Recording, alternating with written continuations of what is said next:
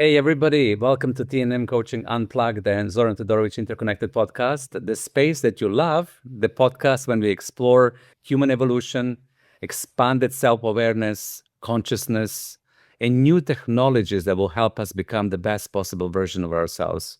And today we have a very, very beautiful conversation. I'm so excited about it. I was thinking, wow, this is going to be one of these podcasts when we learn something new, when we get initiated into different way of thinking, when we reconnect to our inner medicine, when we reconnect to our outer medicine, to healing modalities. And then also we're going to look into how do we integrate this in our everyday life. Today, I'm honored to have Celeste Palmer. She's a trained and initiated medicine woman. And for some of you who don't know what it means, we're going to unfold that. I'll ask her, of course, what does it mean to be a medicine woman? She connects a deep Amazonian consciousness with Western traditional modalities as well, which is very unique, when somebody is bridging those worlds.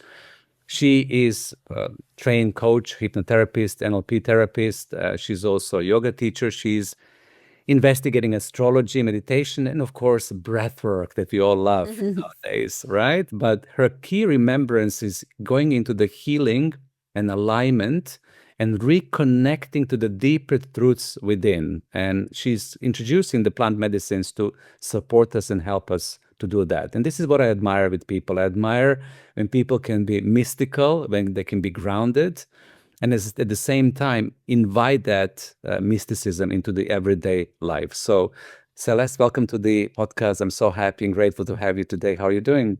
Thank you. I'm doing really good. Also super grateful to be here. So thank you for initiating this conversation. So let's go with that. For the people who are not aware, what medicine woman actually is. Tell me a little bit more about that, and also, if you don't mind, share your journey into that. What got you to this point in your life? Yeah, so I, as you mentioned, am trained and initiated in the way of Amazonian Curanderismo, or the practice, the traditional practice of healing, working specifically with earth medicines as a bridge to bring humanity back into alignment. And so bringing about greater balance and harmony between the bodies, physical, mental, emotional, and spiritual. And my journey into this path and this way, it really began when I was a kid, and my twin sister, Caitlin, she was diagnosed with leukemia, and at the age of 13, she passed away. Oh, And so I went into a state of grieving and ultimately dissociation and a sleeping state. mhm. And life happened as it does. And then I would say the big shock, or the final shock, which ultimately pushed me onto this path of self-healing and finding my way in remembering who I am through the medium of ayahuasca and other Amazonian plant medicines, was a divorce. And I found myself just totally lost, and I realized I didn't know who I was, and I didn't know what I wanted, and I didn't know where to begin. And so, through a series of divine guidance, I ended up at an ayahuasca retreat in Portugal, actually. And it was in my initial series of ceremonies where I received a vision, and I saw the immaculate and divine purpose and the cellular contract, if you will, Mhm. between my twin sister Caitlin, her illness, and what it had to do with me and for humanity.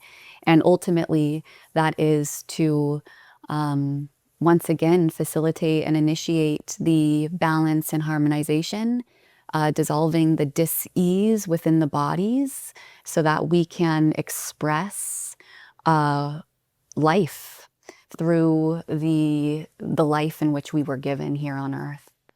Wow. Just breathing into that transmission. Thank you so much for that. And how did you connect those dots? Because sometimes in the people's hero's journey, I always see that people who are coaches, healers, guides, people who are here to support other people and to get them to live that best possible version of their life usually go to a very tough initiation. Usually there is a hero's journey moment and something like that, what you mentioned with your twin sister, happens to push us into this different level of consciousness. And then we become way showers, we become leaders, we become somebody who gets initiated. So how did you manage to transform that pain and how that formulated your steps forward? Yeah. I would say I'm still Right. transforming, and also too for the person who is just being inspired and having that inner call and knowing that perhaps the life they're living isn't the life that was designed for them. I think especially in today's day and age, there are many of us who are living out of alignment with our higher calling, if you will. And not even like a higher calling. Yes, there is truth to that. But the way that I've been shown, it's our Sophianic template. Essentially, it's like the blueprint in which Creator, God, Source created us through and for. And so through life and experiences and trauma and just significant events that imprint us and impact us in a big way, to where we learn these protective mechanisms to keep us safe and quote unquote content, right? We find ourselves in these routines and these patterns and these programs and these belief systems that are essentially preventing us from expanding and expressing life in the way that we are designed to express. And so I mean, a big thing, and I think a lot of your listeners can relate to this. I too was working in a corporate job amongst some other things that I was doing, bartending. And I remember thinking, and even teaching yoga. And I just remember feeling that unfulfilled. I was like, and it was that desire to specifically do something in my line of work and financial nourishment, the things that were going to essentially allow me to live the life that I desired, and to be in contribution to humanity and Earth, was to do something that was fulfilling. Right. And that was always lacking. And again, I had no idea what that was.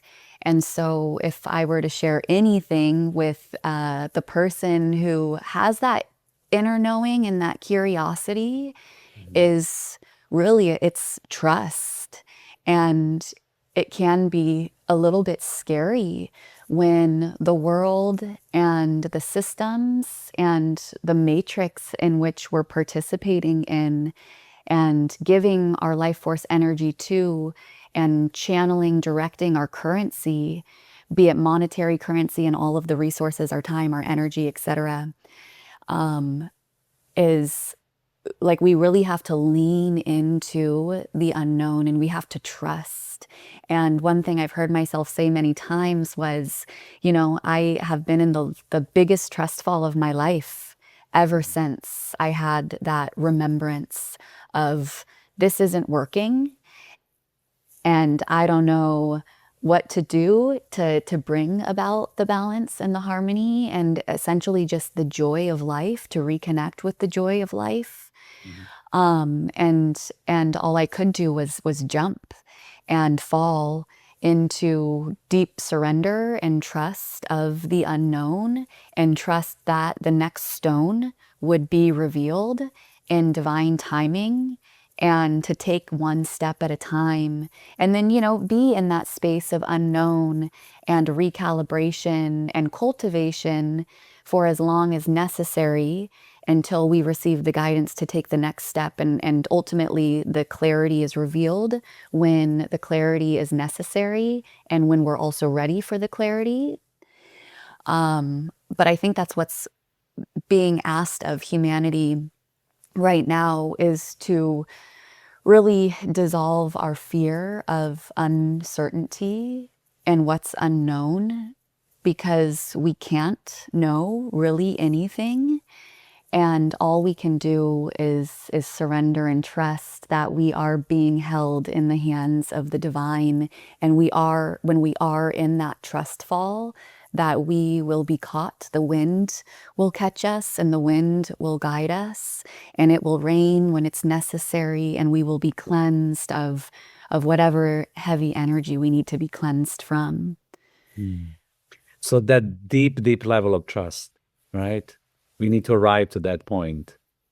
So now, a lot of people would love to embody that state. I know that when I'm talking to people and coaching and guiding myself, that there's this level of I really would love to get there, but it's not that easy to get there. So through your initiation and through this medicine path, how did you arrive to that point when you can really relax into that deep faith and trust? Was it, can you recall, was it like emerging into this? Did you go to specific initiations yourself? Was it easy? Was it difficult? How is it for you to embody that state fully? Yeah, I would say hard. I think so. For all. Yeah, totally. Yeah, and I think most people can, if it's, and that's one thing that I also want to like lean into dissolving, is that it has to be difficult. Yeah. Yeah. Because it's not always difficult, but there is that level of discomfort. Mm-hmm. And everybody's initiations are going to look different. I feel as if for most people, there is this feeling that of change and uncertainty. And there's this quote by David White, I believe, or Witt, I'm not sure exactly how to pronounce it, but he says, how do you know you're on the path? Because the path disappears. That's how you know. And everything that you have clung onto for your identities disappears. And so we're thrown into this abyss of uncertainty, of unknowing. And so I think it's important for us to, and I think that helps me, and I hope that it might help others too, recognize that just because it's difficult and uncomfortable, that it doesn't mean that it's wrong, nor does it mean that it has to be really hard. And I think that is a program in which has been injected and into humanity, is that it has to be hard, and if it's hard, that it's wrong. And I love the teachings of Ganesh, the remover of obstacles. And one perspective that I don't think is explored enough is sometimes Ganesh puts obstacles on our path to set us right. Right. And we are creatures of habit.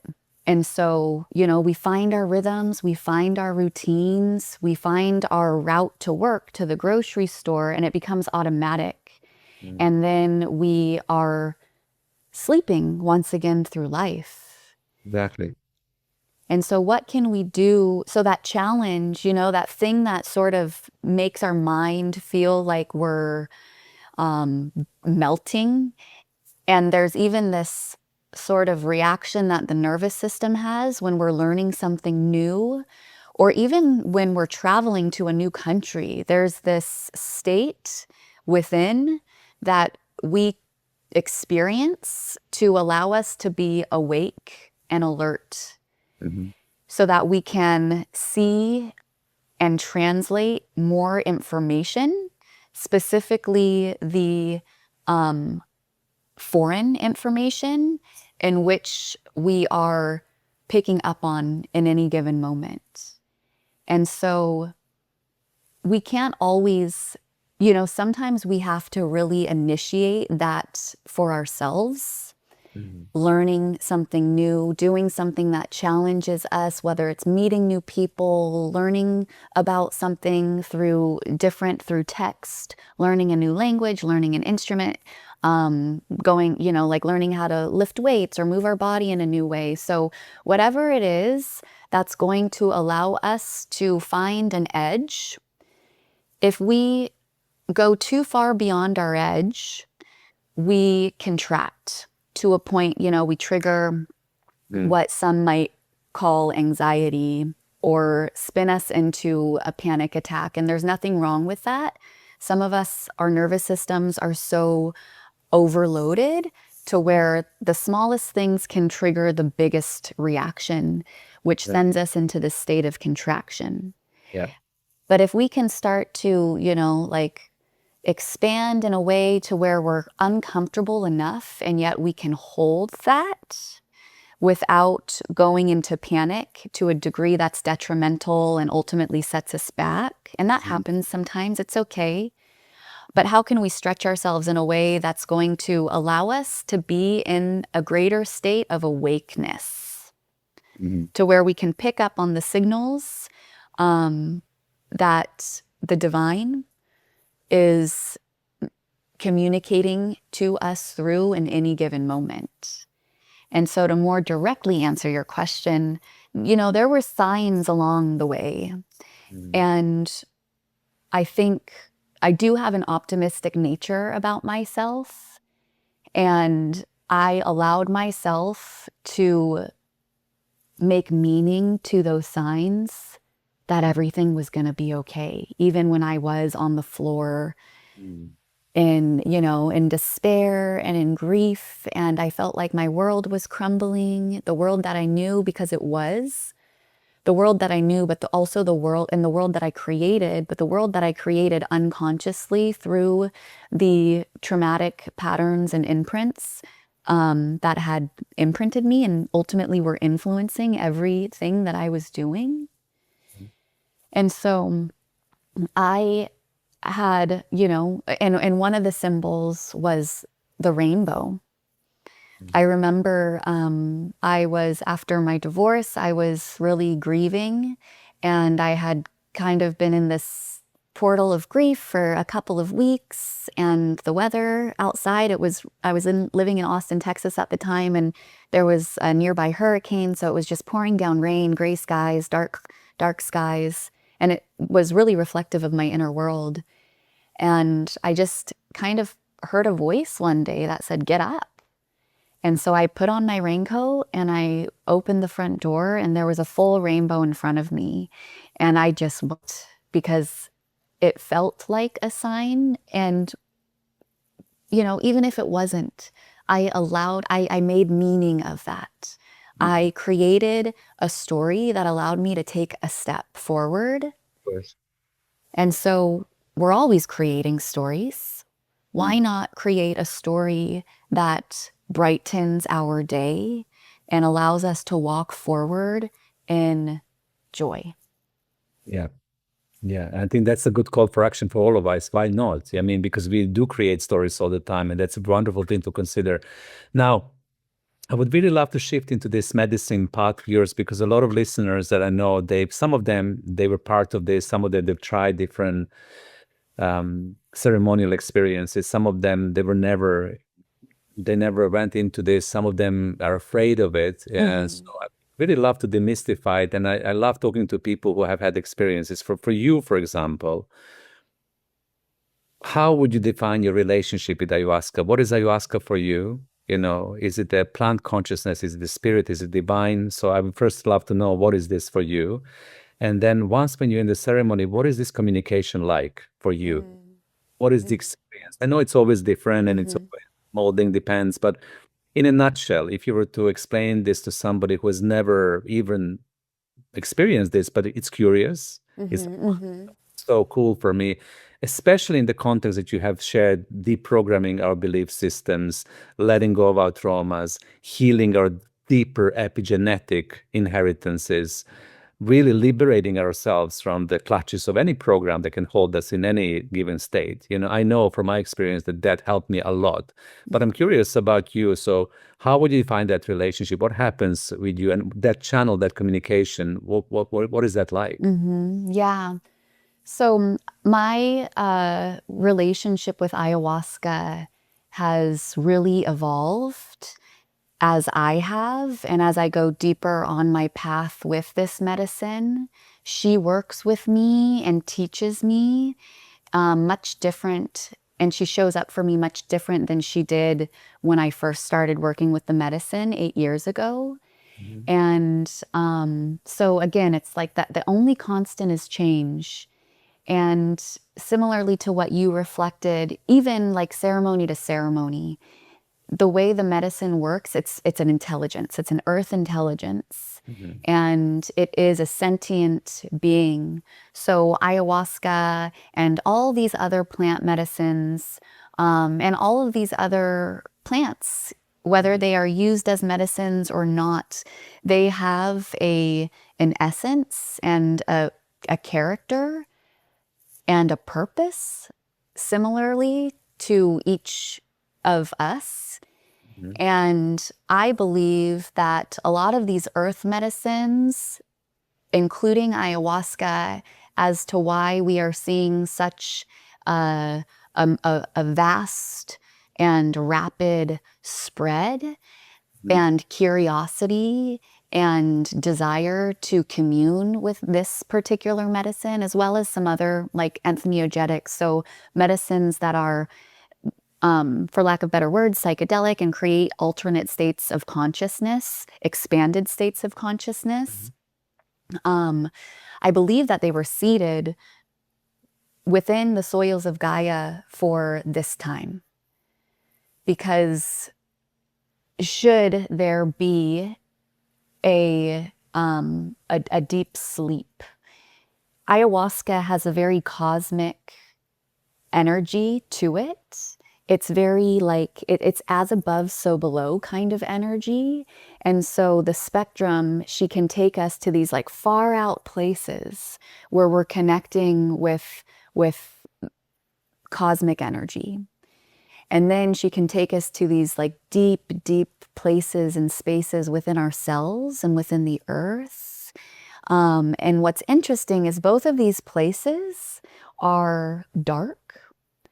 And yet they're seemingly dark, right? And yet when we enter into these places, there's so much light that is accessed within entering into the dark womb in which ayahuasca guides us into. And we've really been conditioned to believe that these dark places are scary and bad. And yet, and Carl Jung speaks a lot to this, it's like the golden shadow, like what's in there, we forget about the light that's in there. And so we don't go in there through our fear of what's unseen, fear of the darkness. And so my relationship with ayahuasca and the way that I perceive ayahuasca, the way that I've come to know her is she is absolutely a medicine. And that's the context in which I work with ayahuasca. It's also the context in which I suggest everybody work with ayahuasca, because we're going to heal. And that is first and foremost what needs to take place before we can access the school in which ayahuasca takes us into. It's the school of life. And so when I drink ayahuasca, I am sitting at the altar of my maestra. I am sitting at the altar of my teacher. I am sitting at the altar of a teacher who knows a lot about life. And I believe that ayahuasca teaches us about life through the dissolve of the fear of the illusion that is death, which a lot of people refer to as ayahuasca as the vine of death. And she's, over time, really unwinded that for me, kind of like the coil of a serpent. It's a vine, ayahuasca, and it grows once again deep. Its roots are in the earth, and it grows upward. It often finds a tree or something that can guide it, that it can climb up to the heavens, to the canopy of the rainforest.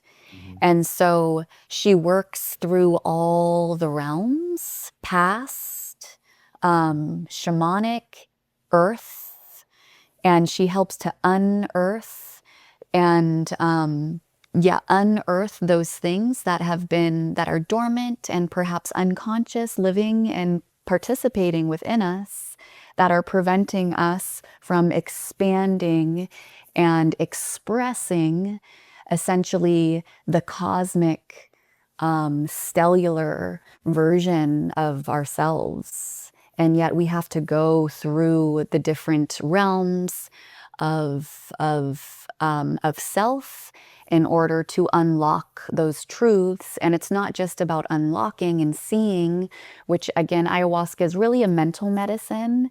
And there's just, as you know, there's this clarity. It's like information is given and unlocked within us, and we just know it. Yeah. Yeah. Yeah. And our cells know it, and there's no denying it. We can't unknow what we know. We can't unsee what we've seen. And so that's one step. And then how do we integrate it? How do we embody it? And that is what takes time. That's my big question to you, is for people who are even have had experiences, and I agree with you that level of clarity and precision. And I love how you explain, first initiation, it's healing, and really going through whatever we need to heal, known or unknown, into our shadows. And then the second level, it's getting into the school of life, so to say, and then studying and learning, which is absolutely amazing, because there's so much to learn about what I would call organic intelligence of our life. And especially nowadays when the AI, it's all over the place. For me, those plant medicines, they hold the intelligence of our organic innate intelligence that we have within our every cell of our body, that we need to unlock. And I think it's really important for people to know that this unlocking process is there, and that we need to use it ethically to really learn and to heal, which is absolutely beautiful experience as we go through this, right? The moment comes of integration, right? Sometimes I would talk to people who had experience and they don't know how to anchor that back into their life, even with the clarity of information, right? So I've been in a situation, in a ceremony, when I'm so clear about what do I need to do next in my life, and then I will go back into my life, and sometimes I would apply and integrate, and sometimes I would run away from it. Sometimes it would be too difficult, too difficult to integrate that knowing, like typical thing, you need to leave your career and do something completely different because you're on the wrong path, right? This path, that you are struggling with, and this is what you said at the beginning, that you don't feel fulfilled in, even though it's providing you with living, it's not the right path for you. Come on, wake up, go right. So it's always that challenge of integration. So how did you bridge that when you work with people, but in yourself? What is your way? I know it's not an easy question, but we're just chatting on that. Yeah. My teacher always said, lento pero seguro, slow and careful. All right. And so, there's that knowing, and our cells know it. And similarly, that we talked about earlier, which a lot of people use hypnosis and NLP, which can be great and are great tools and techniques to further support and assist. But really it's like one step at a time, and like consistent. And so there's, the when we do practice and implementing things little by little, and when we start to implement things, we really have to like think about it. We really have to put energy and effort into it. And then after a certain amount of repetitions, it becomes automatic and natural and organic. And so sometimes in the ceremonial space, and this is that element of mystery and magic that can take place, is just like the switch happened, the clearing happened, the letting go happened, the knowing happened. Ayahuasca is a big purgatory. And that's what prevents a lot of people from working with it in the first place, is just the fear of throwing up and, going to the purging mostly.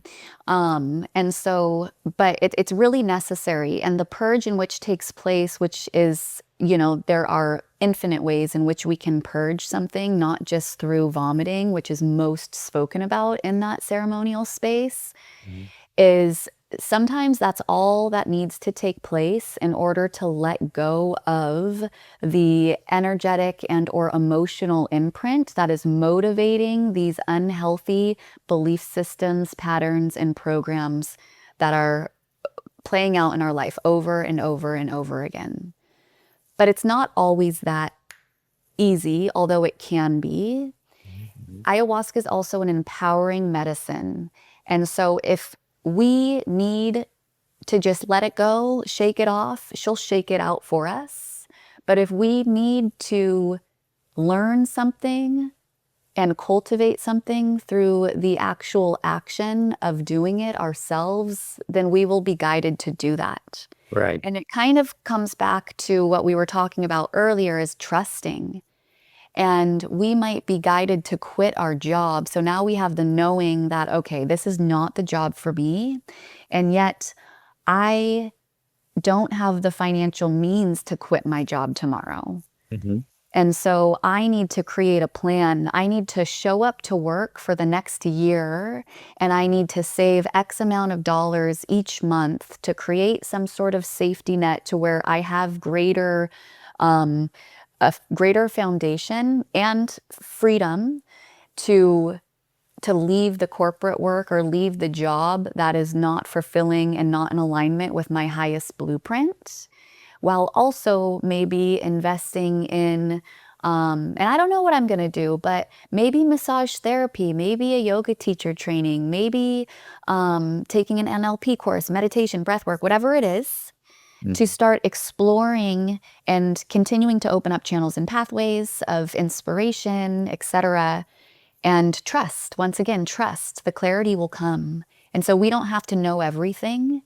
But those might be some examples of how we can start to align ourselves and start to embody and ground. And I would say grounding is really important. The first thing I do when I get out of ceremony, and maybe not the first thing, but especially when I first started working, the next day I'm like doing dishes, I'm doing laundry, I'm cleaning, I'm doing these very mundane chop wood, carry water activities that's going to bring me back into my body. From that place of like mental expansion. Okay, I'm connected. Like I saw a lot and now I'm like dancing up in the sky. I need to get back on the earth. I need to feel my roots, and the clarity will come from there. And so again, just like trusting and finding also, I would say a big element too is to practice the art of gratitude, being grateful for where we are in the now moment and the journey that prepares us to arrive and embody and hold the vision that we saw. That's a beautiful thing. They embody the vision that we saw, and that gratitude, which is highly creative in a way, and also helps us to ground ourselves within the life of within the reality.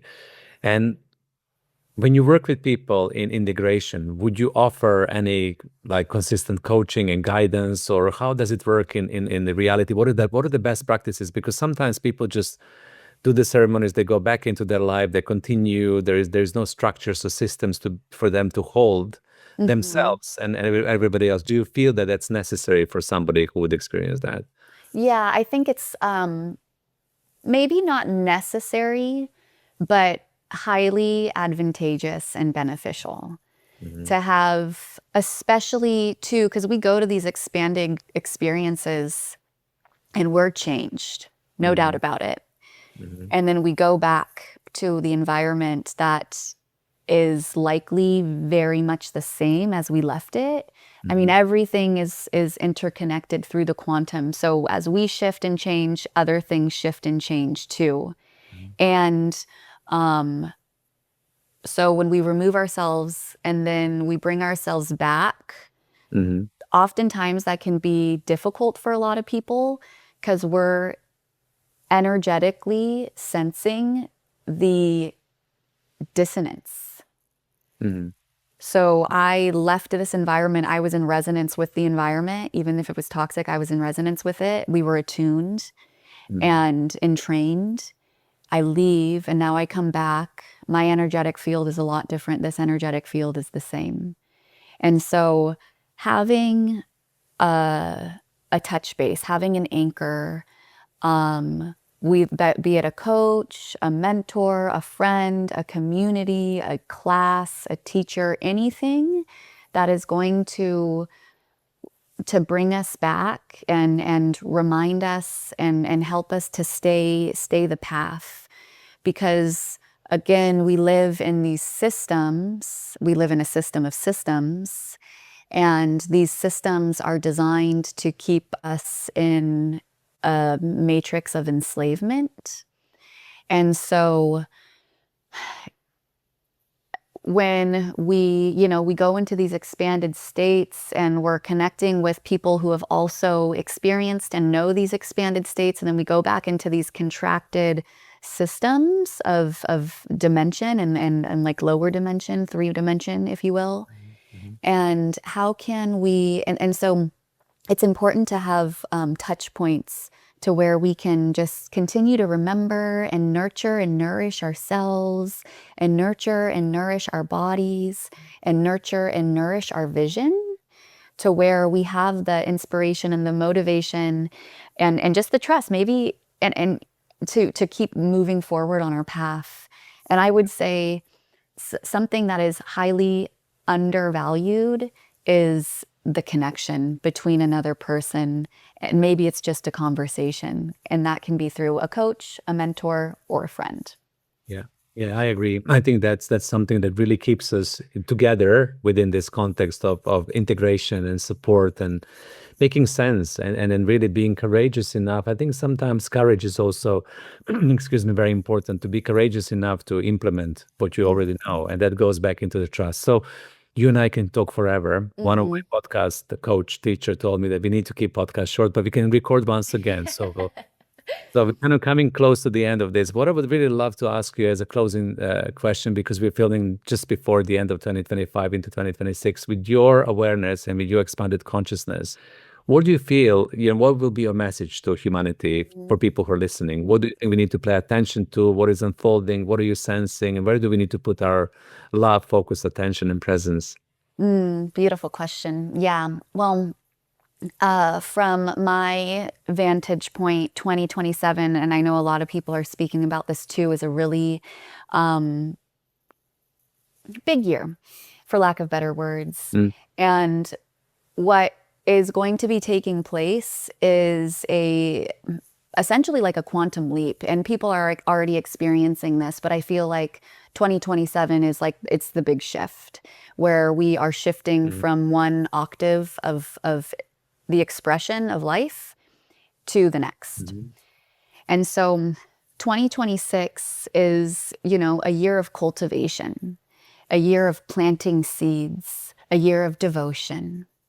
And so moving into 2026, what I'm being guided to do is really just, it's to prioritize my devotion in way of cultivating myself and preparing and cultivating my cells to be able to expand into. And there's effort and action that need take place in it, but also coming from not this place of like will and force and drive. That's old paradigm. And you said the word, which is presence, but cultivating ourselves from a place of presence. And so it's really about doing the things and prioritizing the things that enrich us, that allow us to feel alive. And it's simple, like putting good things in our bodies, minds, and hearts, and tending the soils and nourishing the seeds in which we are planting, because they're really going to start to sprout and bloom in 2027. And so the year 2026, it's about nourishment. Wow, beautiful. And thank you so much. Devotion. Yeah. in the way, nourishment in the way of devotion. I really want us to bookmark this. Thank you so much. I mean, you and I can talk forever, and thank you so much for this wonderful transmission. I hope the energy is felt. I felt it as well. I was deeply inspired by what you were sharing. Celeste, thank you for being our guest today. I hope we will be able to record a bit more and Yeah. capture wonderful wisdom and your beautiful presence. Thank you so much for being guest on TNM Coaching Unplugged. Yeah, it was such a joy to Yes, be in conversation and presence with you. So thank you. Yeah, and everybody else, this is one of these calls or one of these talks that will really inspire you. I hope that you're going to share this with your friends, community, and we're of course going to reference all the connections with the wonderful guests. You can connect, reach out, and learn from this space. Thank you so much for tuning in week after week, for sharing us, for loving us. We're super grateful, and bye for now. Bye. Thank you.